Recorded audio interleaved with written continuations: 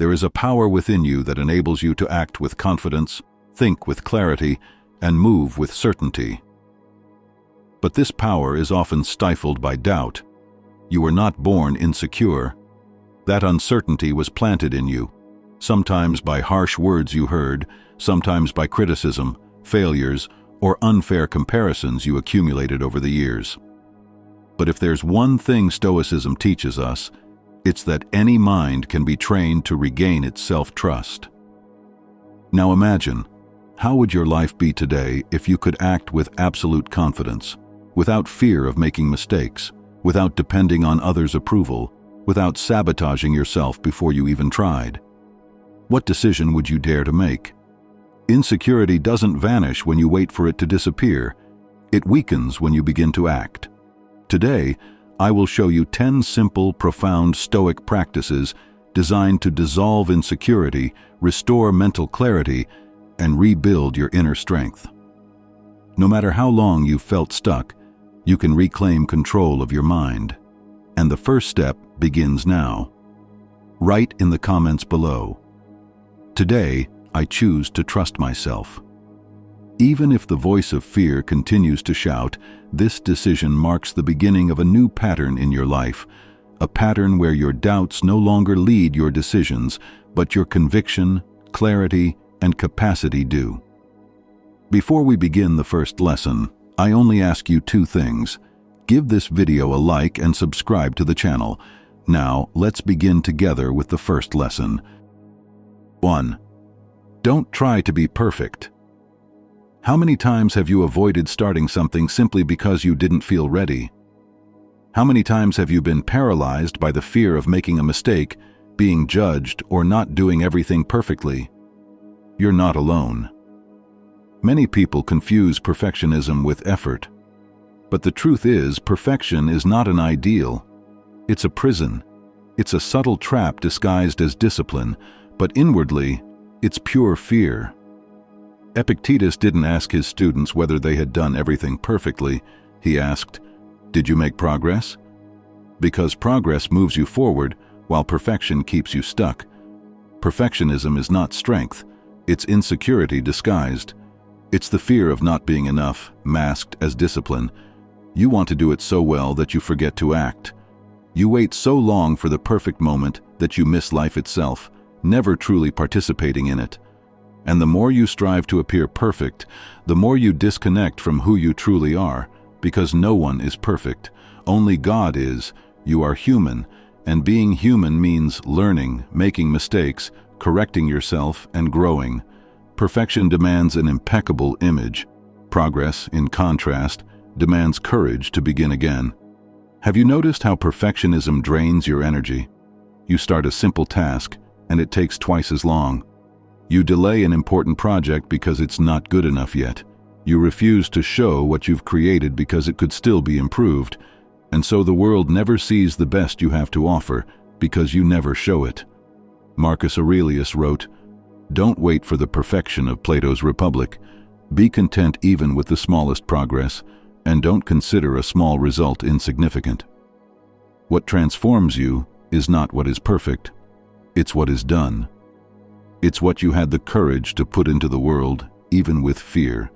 And even more so, when you demand perfection from yourself, you begin to expect the same from others. And then everything disappoints. You live demanding, frustrated, comparing, and forget that life is about process, not performance. So today, pause, breathe, and honestly ask yourself, am I seeking growth, or am I merely trying to appear flawless? Because if it's only appearance, you'll remain stuck. But if it's real growth, even if you stumble, you'll keep moving forward. And that alone is a victory. Today's practice is simple but powerful. Free yourself from the impossible ideal. Do what you can, with what you have, and then improve. That is the path of real evolution, and of self-esteem that grows based on action, not illusion. If this lesson resonated with you, write in the comments, "I choose progress, not perfection." Because every time you act, even with fear, you send a message to your mind. I can trust myself. and that trust is worth more than any perfection.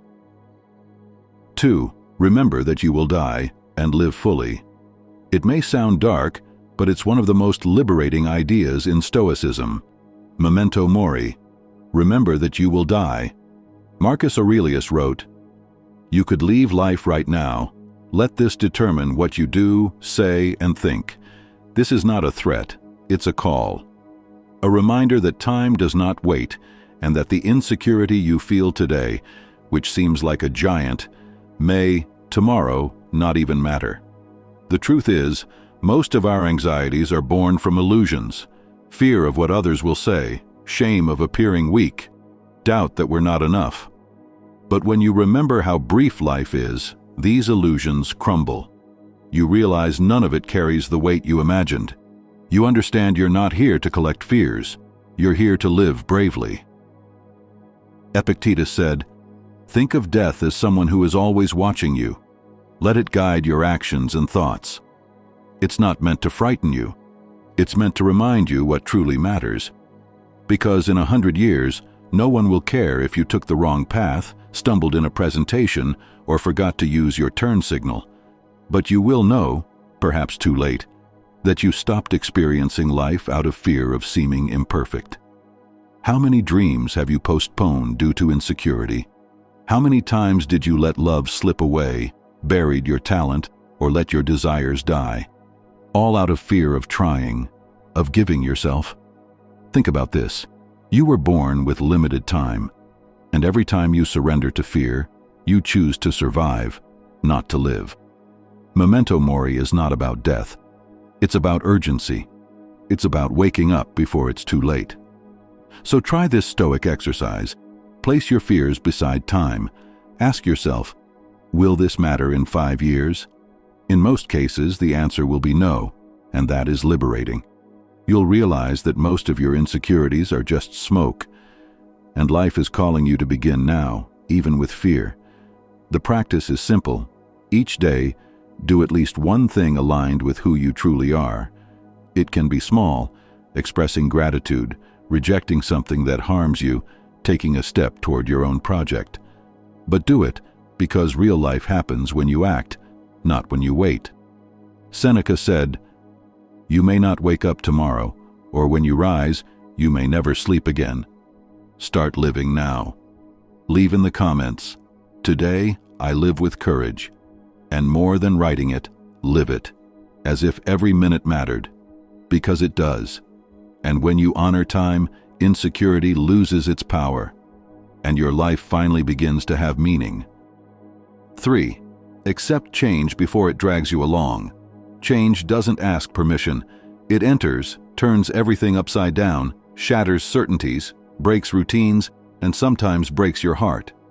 But what hurts is not change itself. It's our resistance to accepting it. Seneca wrote, "While I speak of the change of things, I have already changed. Nothing we see remains."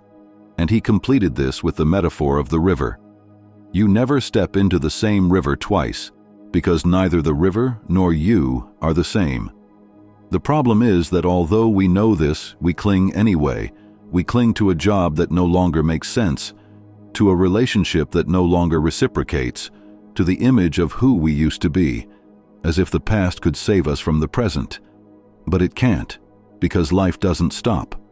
And the more you resist, the more it drags you. The truth is, insecurity doesn't arise from the new. It arises from attachment to what already was. It arises from the fear of losing control, when in reality that control was never yours. The Stoics didn't fear change. They studied it, accepted it, and understood that everything is fleeting: the body, status, relationships, memory. Marcus Aurelius said, "Everything is transient, both the one who remembers and the thing remembered." And yet we insist on wanting everything to stay the same, as if stability were synonymous with security. But sometimes it's this very desire for stability that keeps us trapped, paralyzed, quietly suffering.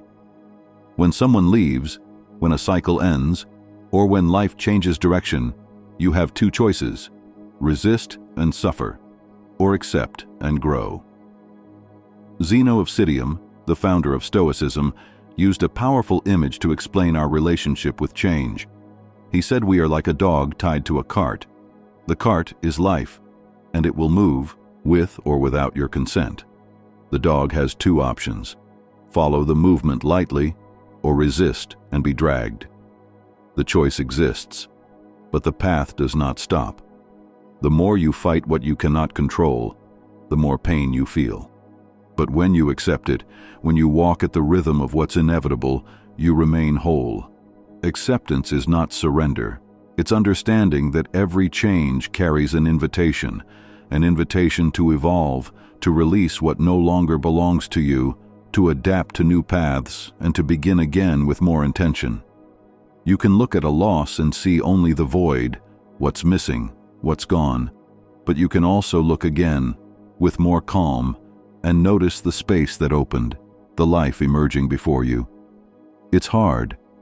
Sometimes it hurts so much you feel broken, incomplete. But even broken, you can still choose to move forward. So instead of fighting what's inevitable, ask yourself, what is this trying to teach me? What part of me needs to change along with what's changing out there? Practice this. Look at one area of your life where you're still resisting.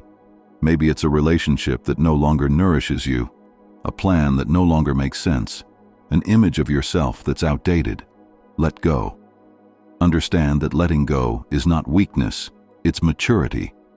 And acceptance is the first step toward transforming what seemed like an end into a new beginning. Walk with the change, not against it, because whoever accepts the flow of life doesn't lose control. They gain freedom, and where there is freedom, there is strength. Because nothing makes you more unbreakable than the courage to keep moving forward, even when everything changes. 4. Self-control is the foundation of your freedom.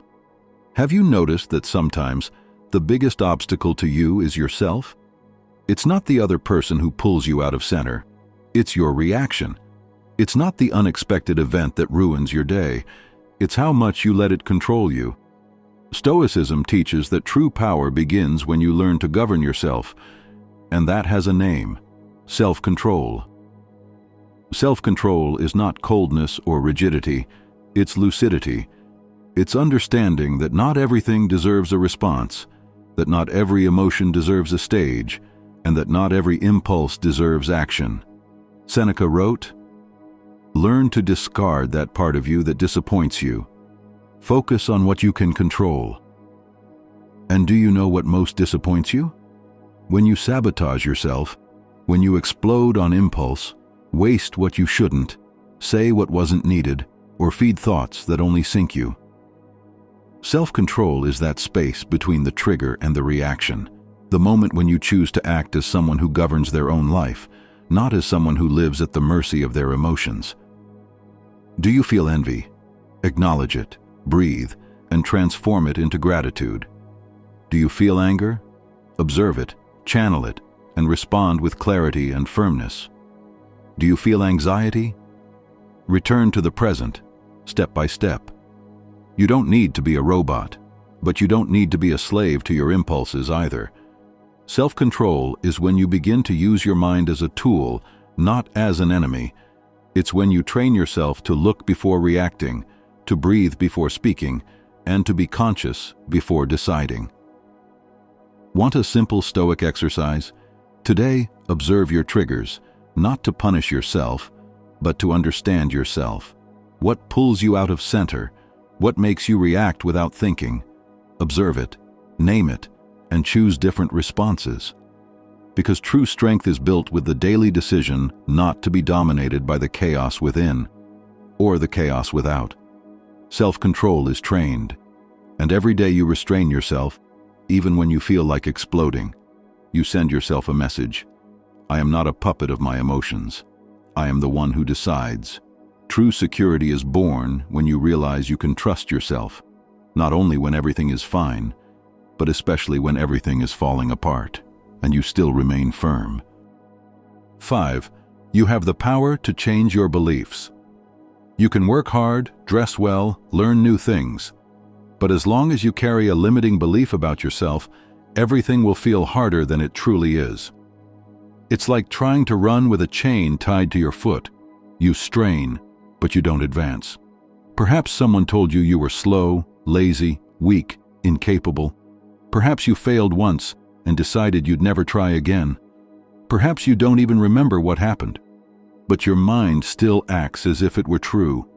These old voices don't shout, they whisper. And the danger is this: you believe them. Epictetus said, "People are not disturbed by events, but by the interpretations they make of them." That is, it's not what happened to you. It's what you began to believe afterward. Beliefs are not just thoughts. They are roots. They are planted deep and shape everything you see, feel, and choose. And if those roots are rotten, your life grows crooked, full of fear, full of self-sabotage. That's why today I tell you, you have the power to rewrite your mental story. The Stoics didn't teach you to flee pain. They taught you to face it with lucidity. Challenge the voice that says, you can't. Refute the idea that you never learn. Deconstruct the thought that you weren't born for this. Because it doesn't matter who planted that idea in you, a teacher years ago, a family member, or some social situation. What matters is that now, you no longer have to carry it. As long as you don't question those beliefs, you'll remain trapped in a version of yourself that no longer exists. You've evolved, but your mind still reacts as if you were that rejected child, that quiet teenager, that insecure adult.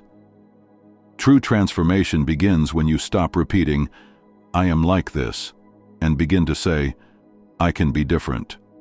The mind that once sabotaged you can become your ally, but this demands that you stop accepting every thought as truth, every fear as destiny, and every criticism as a sentence.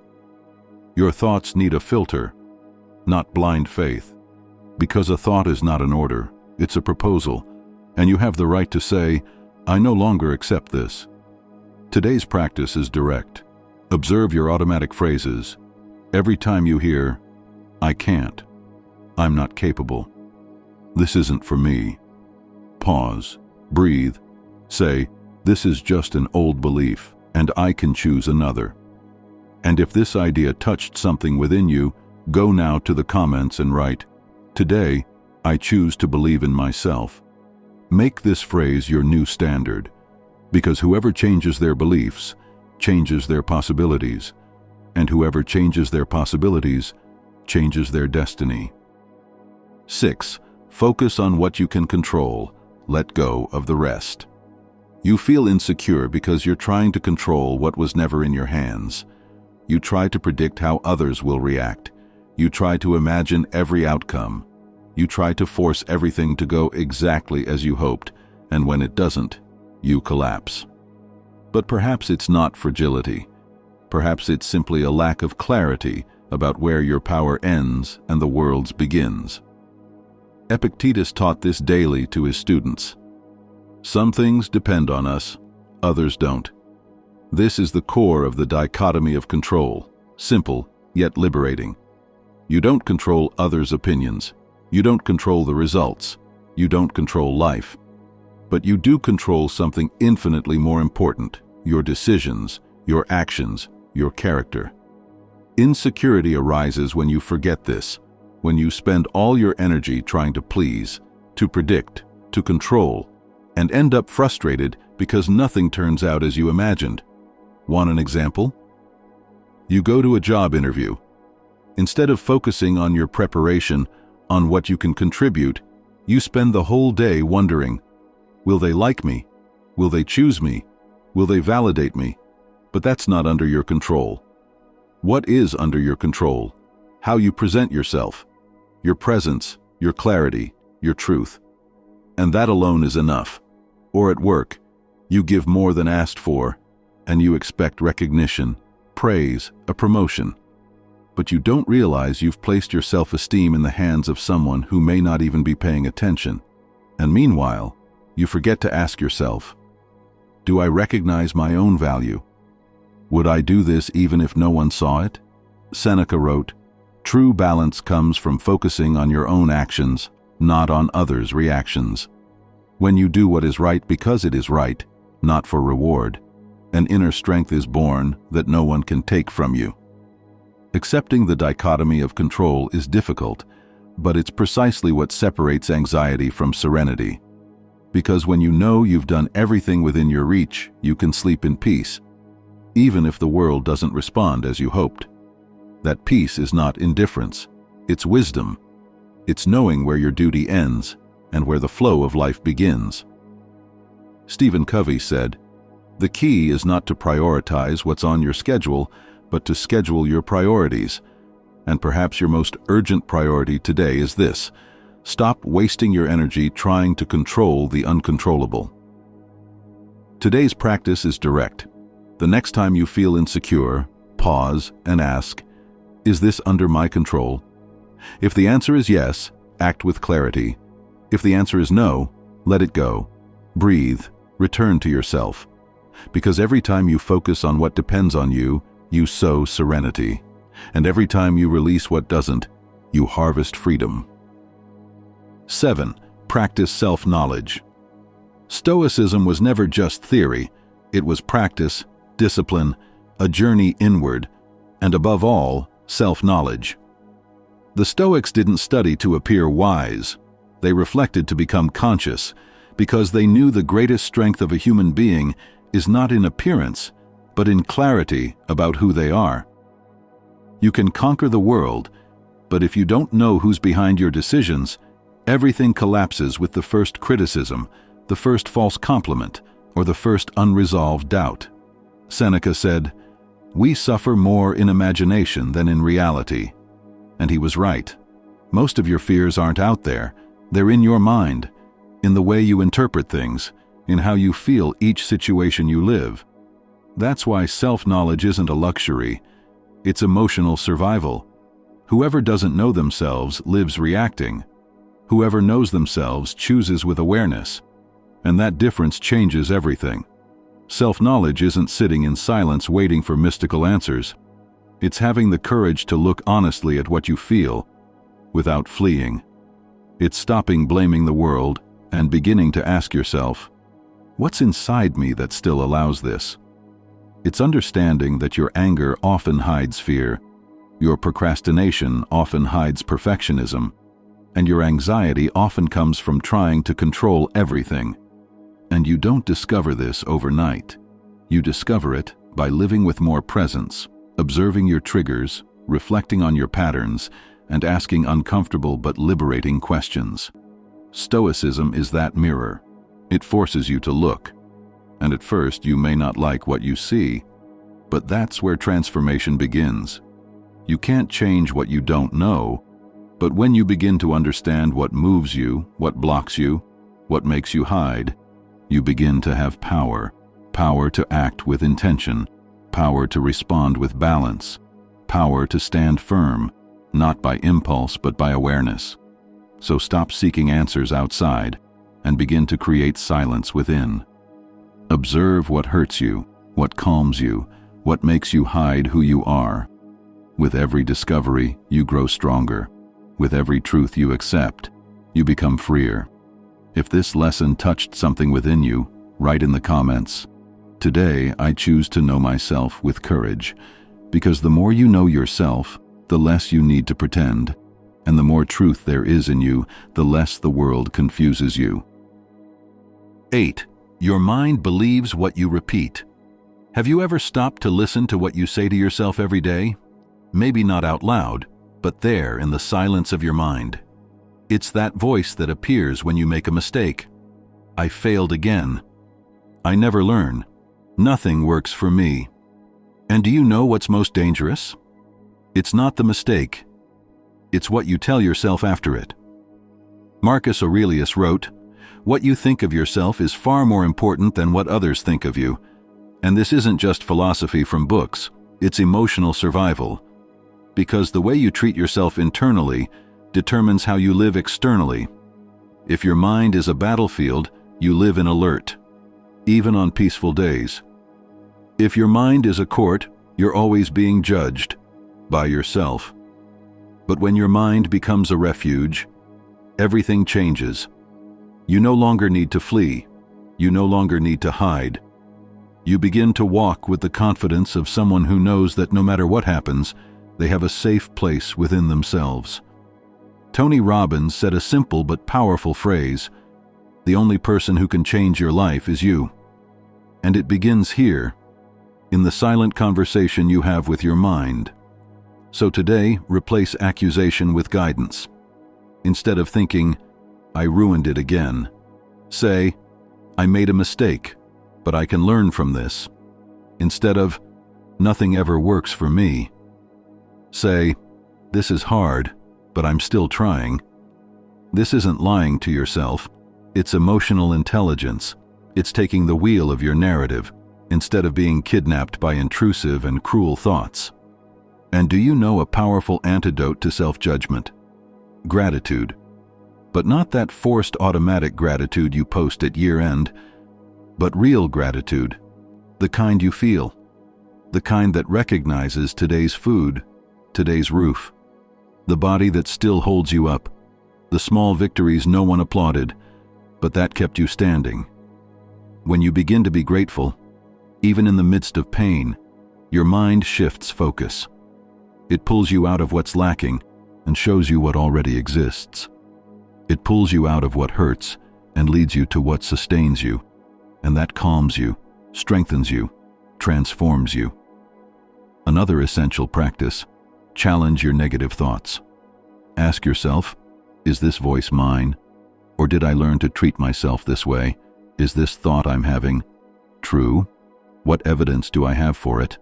What evidence contradicts it?